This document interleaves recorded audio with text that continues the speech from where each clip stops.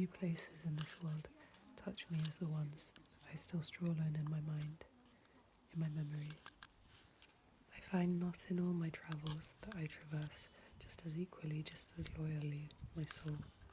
For that is what we are here for, travellers of the universe and beyond. We do not need to go far or further to know the never ending, to know beyond. Travellers of the universe, travellers of the hearts, of our own hearts, of our own souls. But how loyal, how present are we in the journey? But there are just some places, just a small handful, that have graced and grazed my heart and marked it with the most beautiful wound.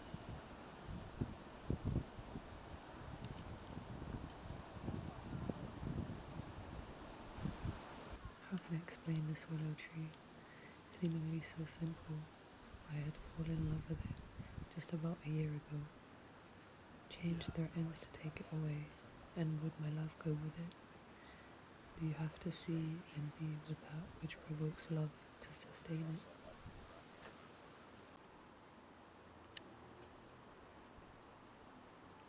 But this willow tree, I looked at it when I first came here. I was crouched, I was on the other side of the river, and I watched it. People walked past. I wrote about it. Something like, I fell in love with the imagination it provoked in me, a vision of me lying underneath it, summer, and its leaves caressing the river instead of me, and loving it all the more for it. And I approached it this year. I came back to this place, and only for it, to see it, be with it. Strangers' gazes and my embarrassment of myself in their eyes forbade me such a luxury, but nevertheless I leaned my head softly against and gently placed my hand upon it. Right then, that was love, not needing it to be shared, but I felt safe, and for once, not just by and with myself. I wonder how it must be, what a delicate delicacy it must be for the willow tree to just grace the surface of the river with its leaves. Must the tree feel its ripples through the cracks of its roots? Deep in the soil, must it know the essence of the freedom that air and a little mid-April breeze offers to the naivety of its newborns, of its leaves? The roots, at first, it would seem, I pity them, knowing nothing more but the soil, its darkness, its depth. But soon I realize how similar, interlinked it all is.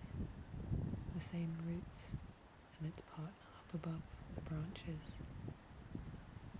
They might know freedom, they might know youth, and all the delicacy life and its oneness has to share so lovingly, willingly, and unconditionally.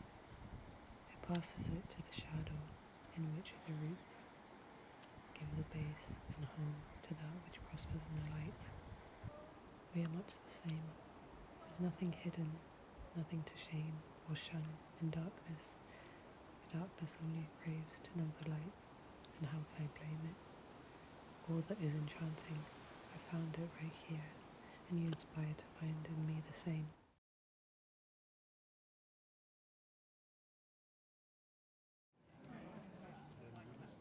Same seat, same table, same cafe, in the same place. Just over a year later, one thing changed, that you're not here. This wouldn't be the first time someone's wrote something as plain, as banal as this. Not much has changed. To know you were here beside me wouldn't have changed much. In that moment, I pretended I was alone. And now, truly alone, I try to remember what it was like with you. I don't remember much, but I think of it all the time. To conjure something, some feeling, something to write about, and still nothing.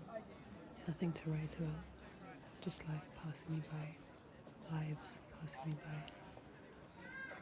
My eyes follow stories, in human form, cloaked in a scarf, a cardigan, a jacket, some makeup.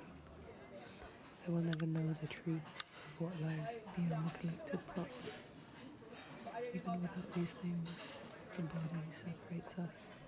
The intimacy you know of your own life, I will never know. Cloaked and veiled by mystery, the story walking on the street.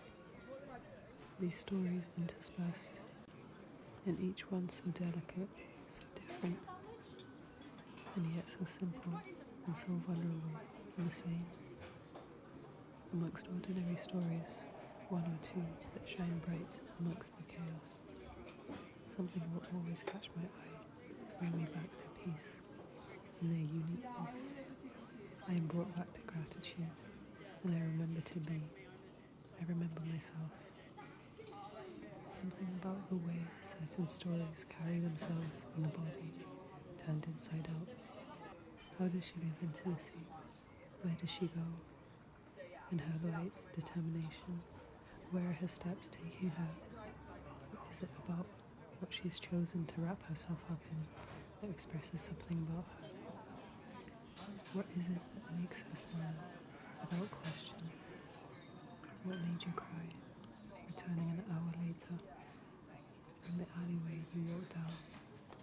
The same steps you took made me write this about you, pondering an unknown stranger like you.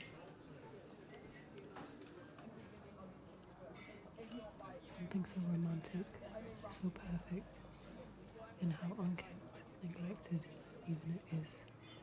The beauty of 2 coffee cups left on the table, stained only by the sips of coffee, the traces left, sip by sip.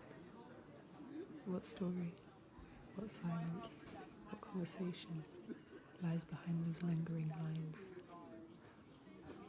Was it a conversation shared or tolerated? Silence cherished for its wisdom, and intimacy it offers, or silence painted with embarrassment and regret?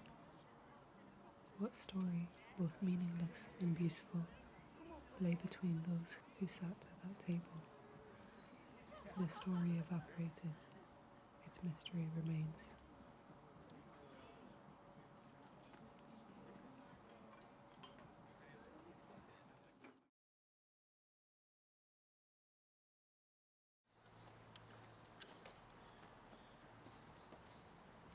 My love is in my every step upon its land, the ones I touch and affectionately look at, every detail absorbing it as if in attempts to compensate for the lack of love I can and am able to show for it. Often I feel like a man in such places, in these places, absorbing its beauty, but not knowing what more to do with such a taste, such a scent, such a moment. I don't know if a place feels the love, the devotion, those regions and fields apart. Does it feel how cold I am to it?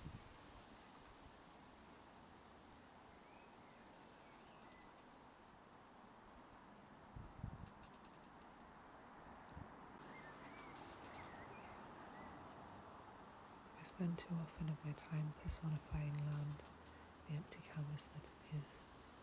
It stands alone and irresponsive, regardless and despite.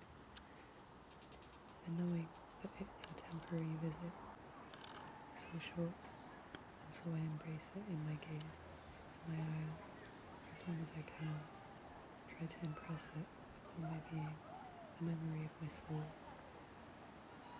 I wish to carry it, and proudly, for the lifetimes long ago, and to come, and beyond.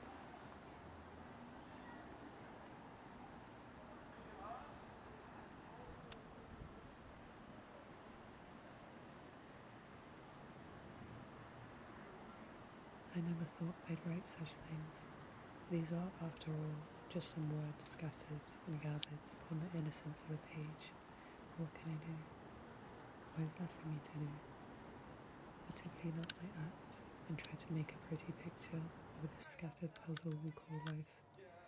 I never knew places, a place, such a place, could provoke such a creation no one asked for, and never will, but still, stubbornly, selfishly, I bring it into being.